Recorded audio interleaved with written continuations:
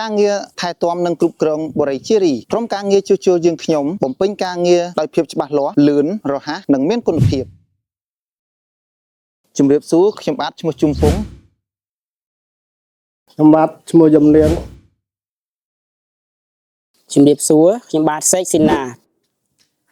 ថ្ងៃនេះខ្ញុំនឹងបង្ហាញពីដំណើរការងារថែទាំនិងគ្រប់គ្រងបរិយាជារីក្រុមការងារយើងខ្ញុំបំពេញតួនាទីដោយភាពច្បាស់លាស់លឿនរហ័សនិងមានគុណភាពដើម្បីធានាសេវាកម្មជូនអតិថិជនក្នុងនោះដែរខ្ញុំមាន3ចំណុចសំខាន់លើកមកបង្ហាញទី1ការត្រួតពិនិត្យគុណភាពមុនប្រគល់ផ្ទះជូនអតិថិជនទី2ការជួសជុលផ្ទះអតិថិជនបន្ទាប់ពីទទួលសំណើពីអតិថិជននិងទី3ការថែទាំសួនភ្លើងបំភ្លឺផ្លូវនិងកាមេរ៉ាសុវត្ថិភាព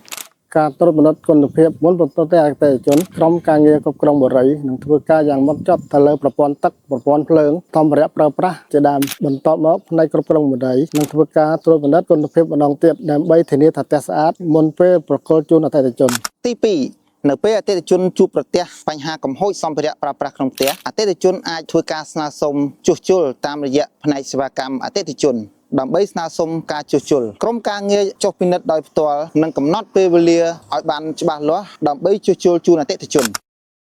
ទី3ការថែទាំសួនភ្លើងបំភ្លឺផ្លូវនិងកាមេរ៉ាសុវត្ថិភាពប្រព័ន្ធកាមេរ៉ាសុវត្ថិភាពនិងភ្លើងបំភ្លឺផ្លូវក្នុងបរិយាត្រូវបានត្រួតពិនិត្យឲ្យដំណើរការល្អនិងជួសជុលទាន់ពេលវេលាដើម្បីធានាសុវត្ថិភាពជូនដល់អតិថិជន24ម៉ោងនិងសម្រួលដល់អតិថិជនដែលធ្វើដំណើរនៅពេលយប់ការថែទាំសួនក្រុមការងារបានដើរកាត់តម្រឹមមែកឈើដែលលូតលាស់ខ្លាំងឬមែកឈើដែលងាប់ដើម្បីបង្ការគ្រោះថ្នាក់ជាយថាហេតុនៅរដូវវស្សានិងភ្លើងបំភ្លឺសួនច្រកចេញចូលក៏ត្រូវបានការថែទាំនិងជួសជុលជាប្រចាំផងដែរក្រុមការងារថែទាំនិងជួសជុលក្នុងបរិយាជារីនឹងខិតខំបំពេញការងារឲ្យទាន់ពេលវេលាកំណត់និងមានគុណភាពសុវត្ថិភាពជូនម្ចាស់គេហដ្ឋានដែលរស់នៅក្នុងបរិយាផងដែរ